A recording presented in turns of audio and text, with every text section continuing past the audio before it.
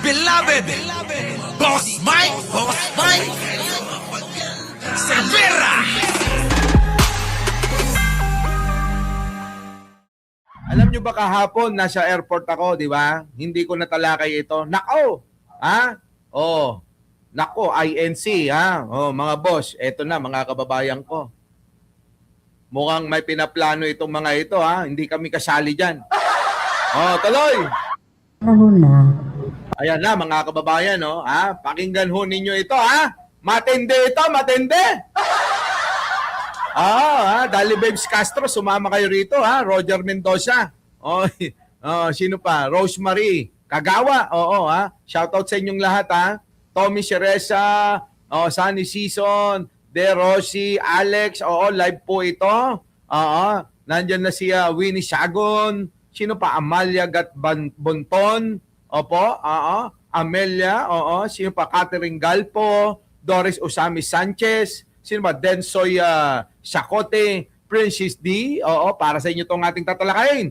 Josephine Mauricio, Winnie Artos, Elizabeth Andal, Froilan Soberano, at syempre si Jojo Chavez na chismosa. Okay na. Eto saya, no, mga kababayan. Ano? Eto na. Oo, ha. Ito namang Catholic na iba, ha.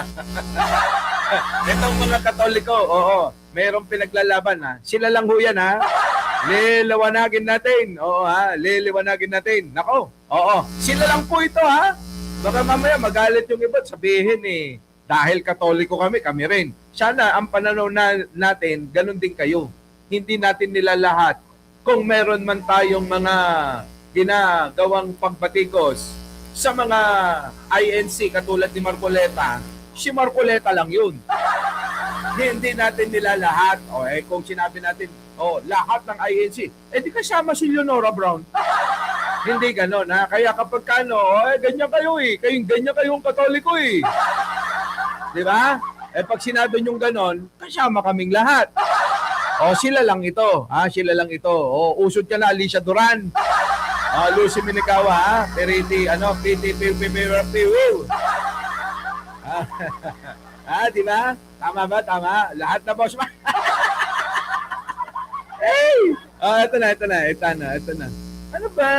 Sabihin nyo nga sa mga makukulit na yan na umusod na sa unahan. Late Umuugong pa rin? Ha? Static ang audio mo. Talaga ba? Tuloy. Sa tingin ko, panahon na para tapatan natin ang Iglesia ni Cristo. At tapatan na rin po si Kibuloy. Alaka! Narinig nyo? Ganyan kalupit. Nakita mo, narinig mo yon, Leonora Brown. Tatapatan na kayo. Magsanib pa raw kayo ng ni Kibuloy. Hindi kayo mananalo rito. Nako! Narinig nyo, mga kababayan? Narinig nyo? Walang personalan, ha? Opinion lang tayo, ha? Doris Osames. Milagros. Pakunwan, okay na. Nako, eto na, Diyos ko po. Pakinggan. Pakinggan natin, ha? Sa tingin ko, panahon na para tapatan natin ang Iglesia ni Cristo. Panahon na raw para tatapatan nila ang Iglesia ni Cristo! Patay tayo rito, mga kababayan, ha? Oo. Tapos? At tapatan na rin po si Kibuloy. Pati si Kibuloy!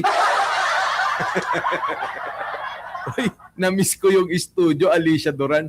Paano ngayon ito? Tapatan na ba ito?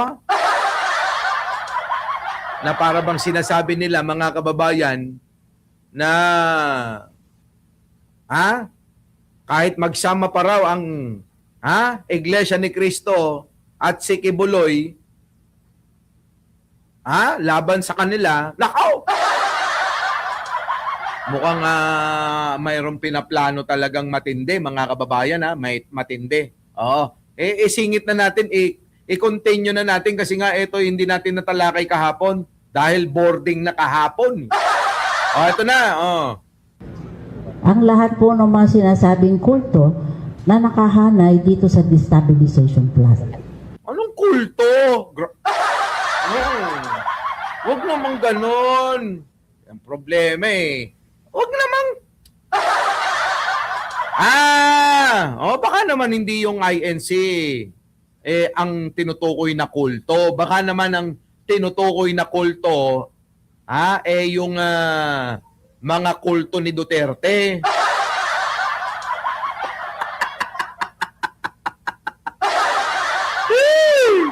Ganun ba yan?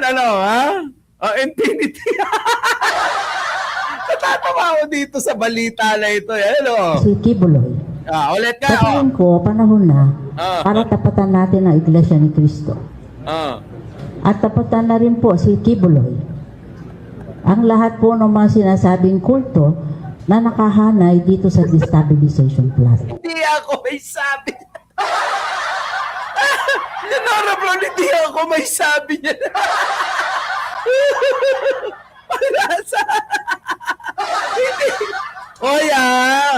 Hindi nga ako may sabi niyan. Nandito lang ako nakikinig kagaya nyo sa sinasabi ni Nani Lola. Wala kulto ng mga DDS. Diyos ko. Ayan na. Sige, tirahin mo. Tirahin mo, nanay. Ayan daw. Yun daw mga kulto, sabi ni nanay, hindi ako. Tuloy. Playbook na po ito nilabas na po doon sa Kongreso ito na magkakaroon ng destabilization para mawala sa trono si Marcos. Alak, maka Marcos pala ito. STFU. Up next. ST up next. Grabe, maka Marcos pala ito. Leonora Bro, parehas natin. Parehas natin to. Maka Marcos pero magkakaiba tayo ng opinion Benji Bernardo, late ka na. Tuloy na.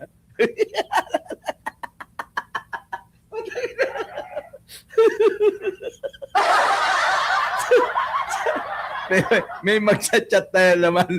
May magchat-chat na naman sa akin sigurado. Sige, tuloy. At sila po ay sa tulong ng mga kulto, kunyari people power. Nakita natin to kay Senator Bato. Nagpadala pa ng mga kunyari people power doon sa Senado. At meron pang prayer vigil. Alam po ninyo, ang demonic always, wala siyang originality. Ini-imitate palagi ang tunay na galaw ng kapangyarihan ng Diyos. Alaka, yan na. Mapupunta na tayo sa pananampalataya neto. Alam nyo, sa totoo lang, mahabang pausapin ng pananampalataya kaya ayun. Huwag mo nga inuulit, Evelyn Calison!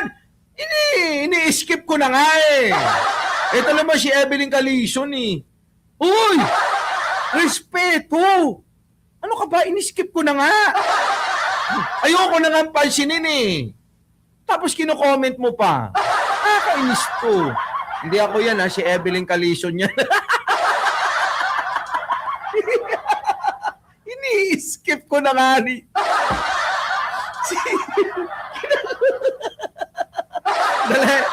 Ito na. RR. Nandiyan na si RR. Di ba? kami ito, mahirap kasi ito.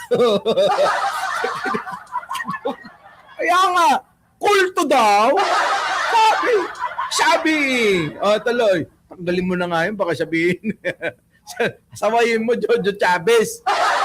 Sawayin mo nga yung mga nagsasabing kulto dyan. Kayo, rumispeto nga kayo kay Leonora Brown at saka mga kaibigan natin dyan, marami sila. Pagka wala sila, okay lang. Pero pag nandiyo dyan, tulong si Doris Usamis, ulit-ulit din. Ito na, ayan na mga kababayan, mahaba ito Pakinggan nyo nga muna.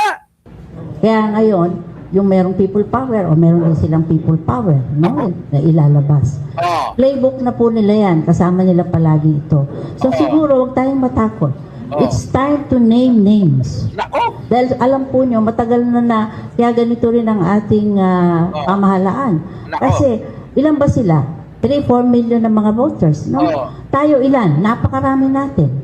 Pero kasi wala tayong pakialam. Oh. For the longest time, nakahilera yung mga politiko dito sa simbahan na ito dahil nagba-block voting sila. Abay, hindi po tama yun eh. Democracy tayo eh.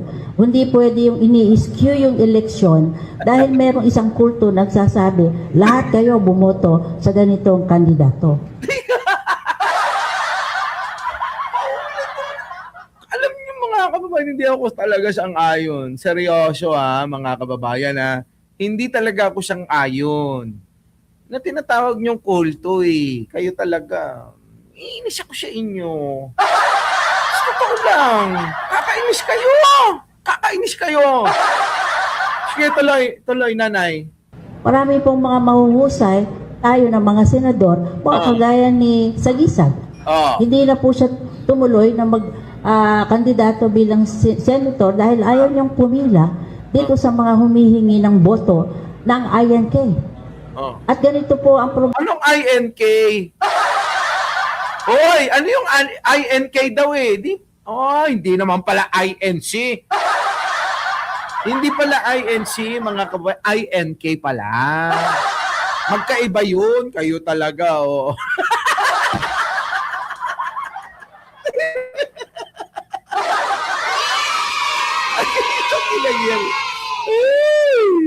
Ang hirap-hirap magkunwari. sabi rito. Puta.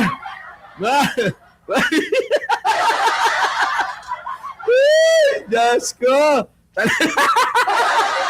Sige, ulitin nyo pa. Kayo talaga sinabi na wag eh. Kayo talagang. Sige. Abwisit. Ano? Yan ba talaga ang meaning ng INK nga?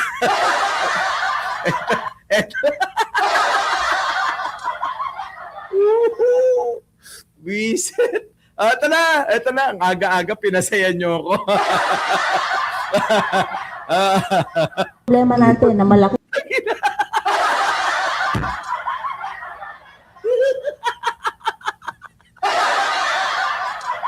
Ay, Diyos ko! Grabe kayo. Maluha-luha. Grabe. Dali! Okay nga itong topic. Putang ina niya. Grabe kayo. Sobra kayo. Alexandre, Machamuchi. Oy, kayo nga, tumahi. Pwede ba? Pwede ba muna? Pwede nga muna. Break muna tayo, Kayo talaga. Break nga muna, puting. Buksan ang nakasaradong isipan mula sa silid ng karinlan. Huwag mong hayaang itago ang katotohanan sa mundong mapalamang. May handang tumulong sa lahat, United Warriors at nagngangalang Mike sa Delvera. Walang kanyang sa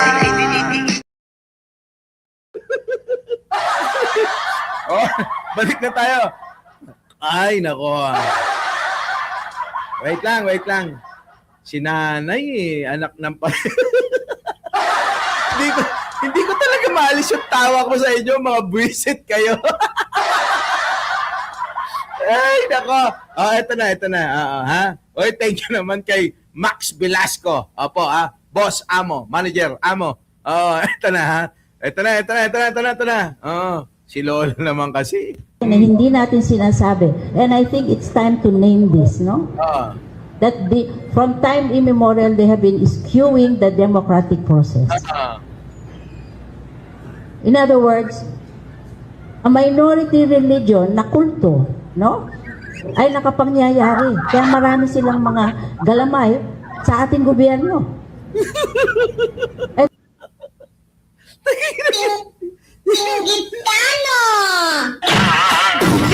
Si Lola naiinggit lang yata eh. Ha? Oy, naiinggit lang yata. Naiinggit. Sobra naman, mga kababayan, paulit-ulit. Oy, naiinggit.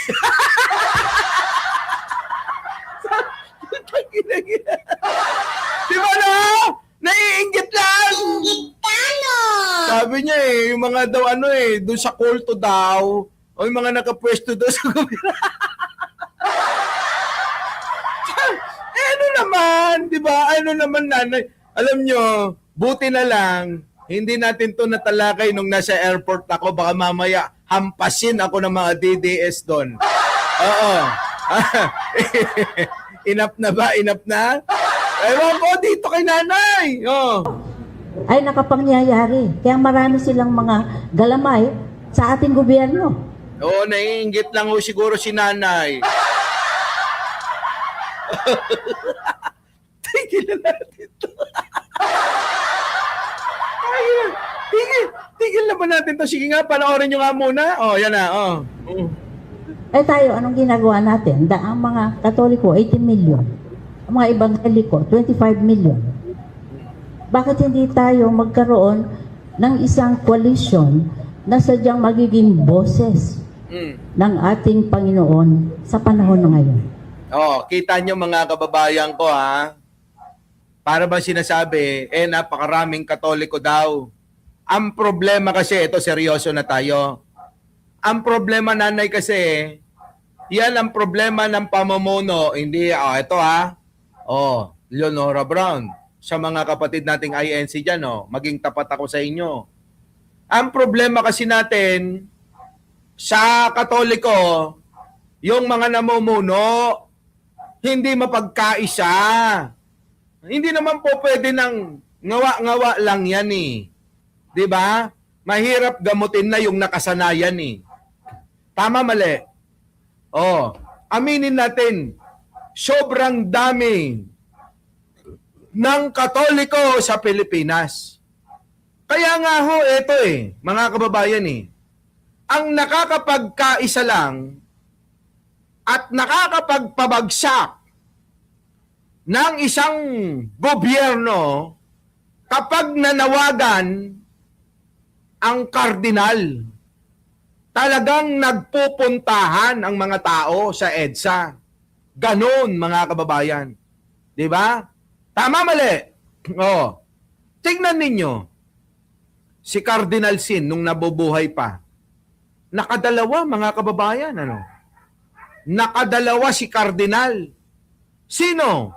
Si Pangulong Ferdinand Marcos Sr. nadali ni Cardinal. Sino? Si Erap Estrada nadali ni Cardinal. Ano ang ibig sabihin?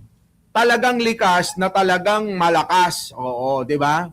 Malakas ang puwersa ng Katoliko, ng mga Roman Catholic, mga kababayan, kung mapagkakaisa. Diba? Pero, mga kababayan, kung mananatili ang nakasanayang pagkakakanya-kanya, hindi talaga mangyayari. Isabella Penpans, nakahabol ka rin sa wakas. Sa lato, shoutout sa inyo. Diba, Batang BC? Oo. Siguro, kung ang mangyayari tayo sasamba, katulad ho ng ibang mga mga relihiyon, di ba, Mayranya, Carloto. Mga kababayan pag tayo magsisimba para talaga sa Panginoon at tayo magdadasal ng mataimtim, hindi ho tayo pupunta ron para magpa-cute-cute lang. Sa totoo dyan, marami dyan yung mga lalaki nagsisimba sa simbahan. Tapatin natin. Hindi tayo mamimili. Bakit? Kahit pa nakaanib tayo sa iglesia sa Katoliko, totoo naman Pag nagsisimba Katoliko, di ba kayo? Ay, talagang pormado kayo. Suot-suot nyo yung pangmalakasan nyo. Ha? Suot nyo yung mga talagang mga kilo-kilong mga ginto sa katawan nyo. Suot-suot nyo yung mga pangsiksihan na mga damit ninyo na halos lumitaw na yung mga mga kabundukan ni Tralala. Oh, 'di ba? Halos bakat na bakat yung mga nagtatambukan na mga puwet nyo. Ganon din naman yung mga lalaki, yan din naman ang inaabangan. Naka simple-simple. Hindi ho, real talk. Bakit? Kasi nagkakasala, hindi na kayo nakakapag samba ng maayos. Dahil pag nakita nyo, si Catherine Galpo nagsuot ng damit na hapit na nakatibak lang, na bakat. Siyempre maaagaw yung attention nyo. Diba? Pagka makikita nyo, katabi nyo, parang alkansya yung nakalitaw na dibdib na binukaka. Diba? Hindi. Ewan ko. Sa totoo lang kaya nga ako. Yung nanay ko, kasi nga napapagod, kakasimba, tuwing linggo, nagpagawa ako ng kapilya sa loob ng aming bakuran. Doon na, diyan ka sumambanay. Ilang estatwa ang kailangan mo. Ilang santo ilalagay ko. Ay, puno-puno ng santo yung aming kapilya. Doon, diyan ka magsamba. Para hindi ka makakita doon ng mga pogi. Diba? Nanay ko kasi, religyosa masyado yun. Diba? Nasa bahay. Sabi ko, bakit dito? Hindi ba ako pwede pumunta sa simbahan? May edad ka na. Ilan taong ka na? 80 ka na. Gusto mo pang pupunta na simbahan. Diba? Ginawa ko. Nilagyan ko ng kapilya. Kasya, 10. Gusto mo, gusto mo, misa na ako magmisa. Bakit? Binasa ko, mga kababayan. Sa kanya. Ano sabi ng ating Panginoon? Ano sabi sa banal na kasulatan? God is everywhere. Di ba? Direct Freddy? Di ba? Bibigyan kita ng magandang sombrero. Huwag kang mag-alala, Direct Freddy. Yan yun, mga kababayan. God is everywhere. Kaya nga maraming mga pasintabi ulit para wala naman masabi yung baka sabihin pinapanay-panay na tinatalakay yung INC. Hindi pasintabi uli. Saan? Sa mga sa mga alive. Bakit? Ito naman sa akin dyan, opinion ko Wala tayo sisinon. Opinion ko lang ito. Wala akong masamang tinapay sa inyo dahil lahat kayo napuntahan ko.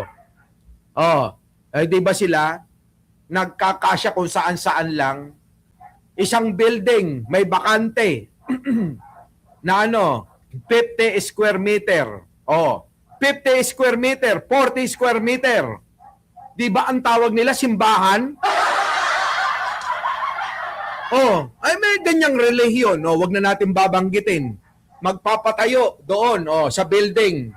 Lalagyan ng lalagyan ng MYC, ganun. Pero ang tawag nila ron ay simbahan. Tama, mali? Pero sa atin, ang simbahan, katulad ng INC, merong istruktura na maayos, may tulis-tulis, yung mga simbahan ng Katoliko at INC. Yun ang totoong simbahan. Di ba? Pero paano naging simbahan yung isang, di ba? Tapos sasabihin di ba?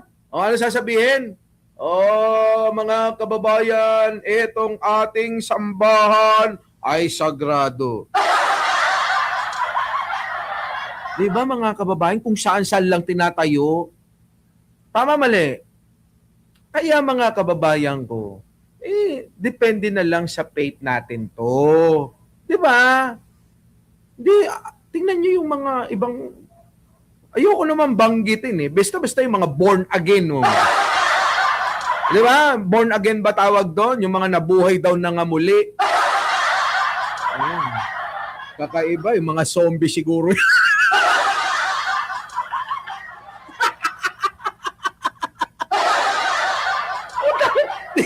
Hoy, kayo, tatalungin ko kayo. Ay, so, ayan, dito, sports naman tayo lahat. Si Leonora Bron, sports nga talungin ko kayo, bakit nga ba born again? Mga zombie ba kayo? Utang ilan yun. Grabe, natatawa ako talaga. Kaya alam nyo, mga kababayan, esprit. Alam nyo, utang ina talaga ang ang simbahan. Alam nyo, dahil kay Kibuloy, naging idol nila si Kibuloy. Kaya tingnan nyo, ang daming mga nagsisitayuan. Naging negosyo na ang alin? Ang relihiyon, mga kababayan. Di ba? Born again. Tama, mali. Mga kababayan. Kaya ako, sabi ko nga wala stick. Sabi dun sa iba, mayroon akong tuwing Sabado, nagsisimba. Mike Cervera, kapag ka hindi ikaw ay sumapi sa amin, hindi ka maliligtas. Sabi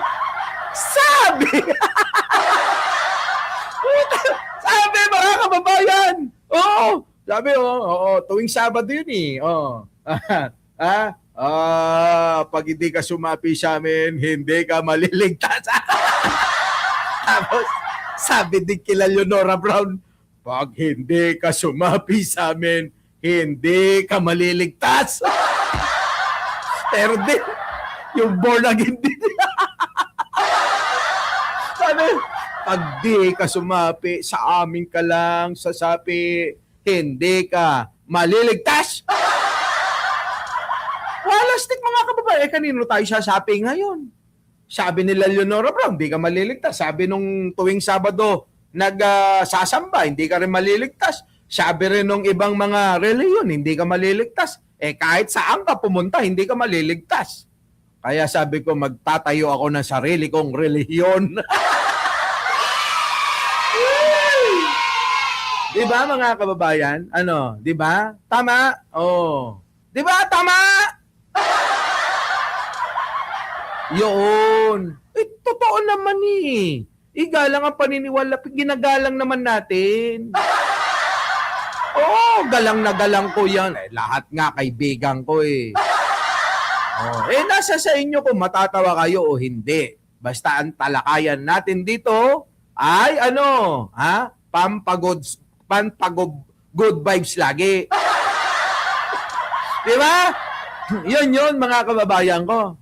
Di ba? Ito na mga kayo lang. Yan yung nirerespeto nga natin di ba? Kung yan ang inyong pananaw, mahal namin kayo. Hindi namin kayo pakikialamanan. Ito ay hindi sinasadyang pagkakataon para mapag-usapan. Di ba? Tama, mali? Happy lang tayo dito.